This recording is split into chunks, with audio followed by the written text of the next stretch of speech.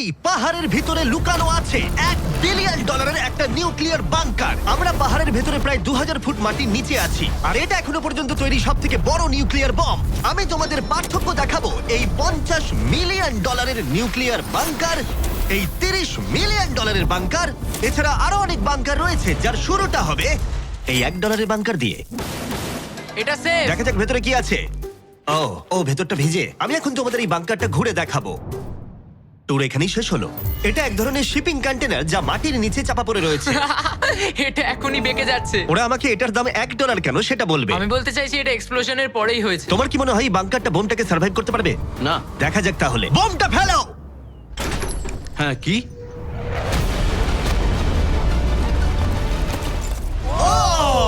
এই বাংকারটা পুরো ধ্বংস হয়ে গেল। পরেরটা গিয়ে দেখা যাক। পরেরটা হলো $1 মিলিয়ন বাংকার, যেটা বানানো হয়েছে মিসাইল শুট করবার জন্য এবং মাটির নিচে নিউক্লিয়ার মহাবিপর্যয়ের হাত থেকে বাঁচার জন্য। কিন্তু ভেতরে কি করে যাওয়া যাবে? যাই হোক, অসংখ্য সিঁড়ি দিয়ে নিচে নামবার পরে আর একটা 3175 কেজির দরজা খোলার পরে, এটার ওজন 3175 কেজি, তুমি পৌঁছবে বাংকারের কেন্দ্রে। ও মাই গড। এটা দেখে পুরো স্টার ওয়ার মনে হচ্ছে। এই রুমটা থেকে মিসাইল লঞ্চ করা হয়। এই ফ্যাসিলিটিটা নিউক্লিয়ার অ্যাটাক থেকে বাঁচানোর জন্য তৈরি করা হয়েছে। ও, চাইলে অ্যাটাকও করা যাবে। আমরা যে মেঝেতে দাঁড়িয়ে আছি সেটা আসলে ছাদ থেকে ঝুলন্ত বিশাল প্ল্যাটফর্মের মতো ঝুলছে। এভাবেই বানানো হয়েছে। এই 8খানা স্প্রিংই এই বিল্ডিংটাকে ধরে রেখেছে। এটা বিশ্বাস করা কঠিন যে 50 বছর আগে আসলে এটা একটা মিসাইল কমান্ড সেন্টার ছিল, কিন্তু এখন এই মানুষটা এটাকে একটা লুকোনো সুরক্ষিত বাংকারে পরিণত করেছে, যা যে কোনো মহাবিপর্যয়ের সাথে লড়াই করতে পারবে। সরকার তোমাকে এটা করতে দিল কি করে? ভাই বাথটব এখানে। আচ্ছা, তোমার কি মনে হয় আমার বন্ধুদের আইকিউটা কেমন? আমার মনে হয় খুব একটা বেশি নয়। আমরা আরো 2টো ফ্লোর নিচে নামবো। এটা হচ্ছে সবচেয়ে লোয়েস্ট পয়েন্ট। আমরা এখন 5 তলা মাটির নিচে আছি। এটা কিচেন, এন্টারটেইনমেন্ট এরিয়া, কিন্তু সবচেয়ে ভালো পার্ট হলো এই ক্লাবটা। Wow! এই মানুষটা অ্যাকচুয়ালি পার্টি করছে মাটির 5 তলা নিচে। নোলানকে এখানে ইনভাইট করা হয়নি। আমি এই জায়গাগুলো সকলকে দেখাই না। Wow! এগুলো কেউ দেখতে পায় না। এরপরে ও আমাদের নিয়ে গেল এই বাংকারের একটা সিক্রেট জায়গায়, নিউক্লিয়ার অ্যাসাইলামে, যেখানে কয়েক যুগ আগে একটা আসল নিউক্লিয়ার মিসাইল রাখা হতো। না, জিমি এদিকে এসো। ও দাঁড়াও, এটা কি? ওইখানে যাওয়াটা সেফ হবে? হ্যাঁ? না, দাঁড়াও কার্ল, ও কিন্তু বললো এটা সেফ নয়। লাইটগুলো নিভিয়ে দিলে কেমন লাগবে? আমি জানি না ঠিক। ও ভাই, আমার ও সত্যি ভয় ভাই। লাগছে। আরে আমি তো কিছুই দেখতে পাচ্ছি না। আশ্চর্যের বিষয় হলো আমরা তো সবে শুরু করেছি। এই ভিডিওর পরের বাংকারগুলো দারুণ। ক্রমশ এগুলো আরো বড় হবে এবং আরো বেশি দামি হয়ে উঠবে। কিন্তু যদি তোমরা কেউ এটাকে বানাতে চাও, তাহলে এটা অনেকটা এরকম দেখতে লাগবে। আমাদের পায়ের নিচে সিক্রেটলি লুকানো, যার দাম হলো $3 মিলিয়ন। চলো আমাকে ফলো করো সবাই। ও আমি কিন্তু বাংকারের ভেতরে যাচ্ছি। ভাই, এটা কিন্তু সত্যি অসাধারণ। ওয়াও, এটা তো দারুণ। নিরাপত্তার জন্য তোমার উপরে প্রায় 1 মিটার কংক্রিট তৈরি করা হয়েছে। এই সেফ হাউস ছাড়াও আমার একটা মিউজিয়াম আছে, যার মাধ্যমে আমি ইউটিউবে ক্রিয়েশন করে থাকি। যদি তোমাদের মনে হয় এই বাংকারের দাম কেন $3 মিলিয়ন, তাহলে বলি সেটা হলো এই ইউটিউবারের অদ্ভুত এবং বিপজ্জনক অস্ত্রের সংগ্রহের জন্য। এটা একটা ব্যাকপ্যাক ফ্লেম থ্রোয়ার। এই লোকটাকে দেখতে অনেকটা আসল টনি স্টার্কের মতো। এর কবজিতে লাগানো রকেট লঞ্চারটা দেখো, এটা দিয়ে ছুরি বেরোয় এবং এটার মধ্যে ট্রেজার আছে। আর চেন সহ একটা মেশিন গান। ও মাই গড, এটা দারুণ। বাংকারের যেন কোনো ক্ষতি না হয়। ও আগুনের কথা আগেই বলেছিল, তাই ও ভাই। ও গড, দাঁড়াও, আমরা কিন্তু বাংকারের ভেতর আছি। তুমি এদিকে এসো। ঠিক আছে। এবার দেখো। ও মাই গড, আমি কিন্তু জানি না এটা কতটা সেফ। এটা তো ভয়ঙ্কর। তুমি তো ভাই বাংকারটাকে পুড়িয়ে ফেলবে। তুমি কি চেষ্টা করবে? হ্যাঁ, ও মাই গড। এটা অসাধারণ। এই মানুষটা সত্যিই দারুণ। এই বাংকারে ডাকাতি করার মতো কিছুই নেই। এটা শুধু একটা বাংকার নয়, এর মধ্যে আরেকটা রুম আছে। ও, তার মানে কি? আমার মনে হয়েছিল এই মানুষটা গর্ত খুঁড়তে ভালোবাসে। ও একটা আসল আন্ডারগ্রাউন্ড টানেলিং সিস্টেম বানিয়ে ফেলতে পারে। ওয়াও, এটা তো আগের বাংকারের থেকে অনেকটাই বেশি বড়।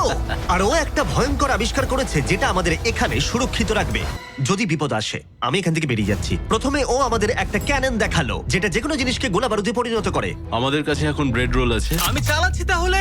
ঠিক আছে, করো। হ্যাঁ, আমি করছি। তাড়াতাড়ি করো। ঠিক আছে, চলো কি বলছো তাহলে? ভয় করছে। যেকোনো মুহূর্তে আমি শুট করছি। করতে পারে। ভাই মারো। শুট। ও এটা অসাধারণ। একটা পুরো টয়লেট রোল। বাংকারের এই অংশটা আমাদের প্রোটেক্ট করবার জন্যই, কিন্তু কলিন যদি এটা করে তাহলে সেটা কতটা হবে বলতে পারছি না। এই বেলটা থেকে ছুরি বেরোয় আমার কাছাকাছি দাঁড়িও না।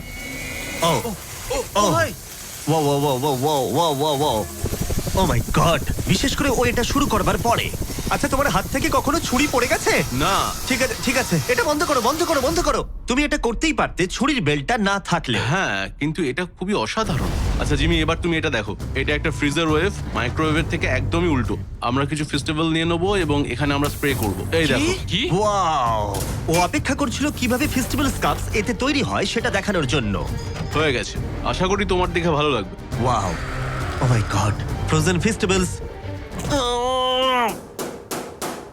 এটা দারুণ, তাই না? হ্যাঁ হ্যাঁ, সত্যি। কিন্তু কলিন এটাকে যতটা নিরাপদ মনে করে, তার সাথে এই $5 মিলিয়ন আইল্যান্ড প্যারাডাইজের প্রেসিডেন্সিয়াল বাংকারের কোনো তুলনাই হয় না।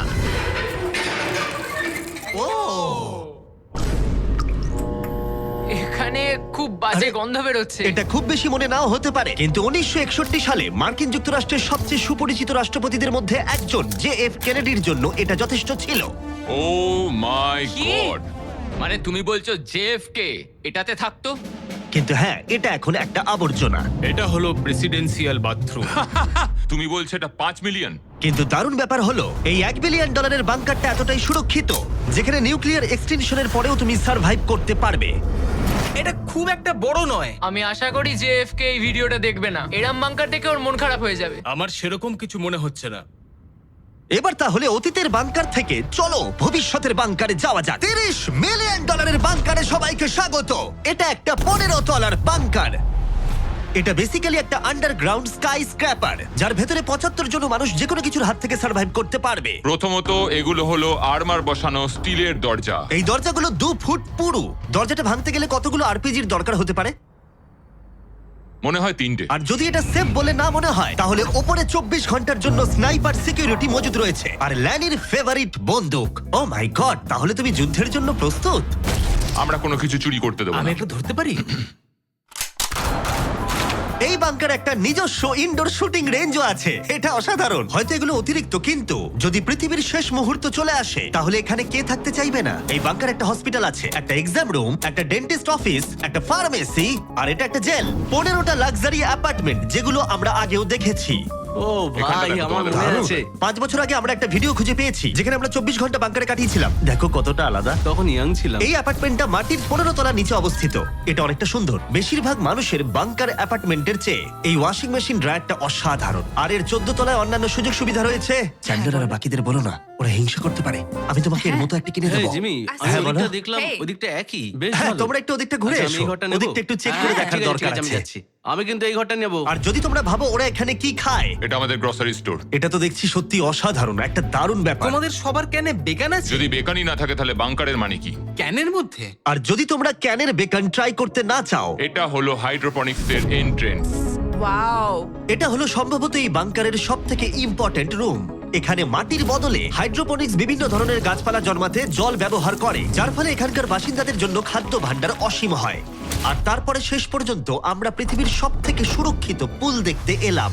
ও মাই গড, সত্যি বলছি আমাদের ভিজিট করা বাংকারগুলোর মধ্যে এটাই সব থেকে ভালো এখনো পর্যন্ত। এখানে একটা পুল আছে, রয়েছে অসীম খাদ্য ভাণ্ডার, একটা জিম, আর একটা পাথরের প্রাচীর। আমি জানি না এর থেকে ভালো কিছু হয় কিনা, কিন্তু তবুও এর থেকে দামি বাংকার এখনো রয়েছে। চলো একটু গিয়ে দেখা যাক। আর এবার $50 মিলিয়ন বাংকার, যেটা এই সাধারণ বাড়িটার নিচে অবস্থিত, যার চারপাশটাও সাধারণ, কিন্তু মাটির 30 ফুট নিচে গেলে তুমি সব থেকে দামি এবং অদ্ভুত বাংকার খুঁজে পাবে এই পৃথিবী। চলো একটু গিয়ে দেখা যাক। আর এর ভেতরে রয়েছে একটা সাধারণ রুম, কিন্তু লিফট খোলার জন্য একটা গোপন কোড আছে। তিনটা ঝাপসা করো, কারণ এটা দেখালে মুশকিল। ঠিক আছে, 1 2 3, আর এভাবেই লিফটটা খুলে গেল।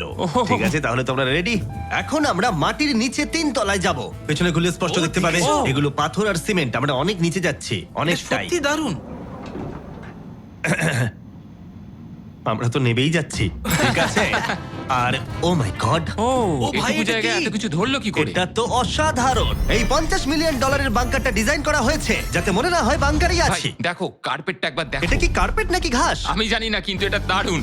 যদি তুমি একটা বাংকারের ভেতরে 100 বছর আটকে থাকো, তাহলে এই বাংকারটা সম্ভবত তুমি চুজ করবে, কারণ এটা বাংকার বলে মনেই হয় না। এটা যেন মুক্ত এলাকা। এই গাছগুলো ওরা কত সুন্দর বানিয়েছে। ওই দেখো ক্রিসমাস ট্রি। যদিও ক্রিসমাস 9 মাস আগে চলে গেছে, আমার মনে হয় এটা এখানেই রাখা থাকে। চলো তাহলে এবার পুরো বাংকারটা ঘুরে দেখা যাক। এই জায়গাটা আমরা এক্সপ্লোর করব। দেবো। আর এই বাংকারটা হচ্ছে সব থেকে ও সামলে জিমি। যে বাংকারটা বানিয়েছিল তার হাইট ছিল বোধহয় 5 ফুট। দাঁড়াও, তারিক একবার ভেতরে হেঁটে এসো। আমার লাগছে না। ও যাবে না ভেতরে? তুমি বেটে। ও মাই গড, এই জায়গাটা কি অসাধারণ! এই জায়গাটা তো বিশাল। এই জায়গাটা আমার ভাবনার থেকে অনেকটা বেশি বড়। দারুণ। মনেই হচ্ছে না বাংকারের মধ্যে আছি। না, আমার নর্মাল বাড়ি মনে হচ্ছে। এই বাংকারটা এমন ভাবে ডিজাইন করা হয়েছে যে যদি তুমি এর ভেতরে থাকতে চাও, আর সেটাও 1 যুগ ধরে, তুমি বাইরের জগৎ ভুলেই যাবে। এখানের বাইরের জগৎ কেমন দেখতে? মনে হচ্ছে যেন আমরা ঘুরতে এসেছি। জানলার বাইরে দেখো কত সুন্দর লাগছে। সত্যি মনে হচ্ছে আমরা $50 মিলিয়ন বাংকারে আছি। কোকটা কেমন খেতে বলো তো? এটা কত পুরনো? ও গড, না দাঁড়া, এটা এক্সপায়ার করে গেছে 2 বছর আগে। যা বলেছো। টেস্ট এটা। এই গুগল, যদি আমি মরে চাই? হ্যাঁ ভাই, দেখি। এটা দেখো। হ্যাঁ, কারণ আমরা মাটির 3 তলা একবার নিচে দেখো। আছি। ওয়াও, এই তো, এটা আবার কি? এই তো। ভাই। হ্যাঁ, এটাই হলো রুম। আচ্ছা, এটা কি সেই ভিডিওটা যেখানে আমরা হুগো আর রেনকে 100 দিনের জন্য রেখেছিলাম $500 মিলিয়ন জেতার জন্য? তোমাদের মনে আছে? হুগো আর রেনের সম্পর্কে তোমরা কি ভাবো? সব সময় ঝগড়া করে। আমার ভালো লাগে। যদি আমি তোমাদেরকে বলি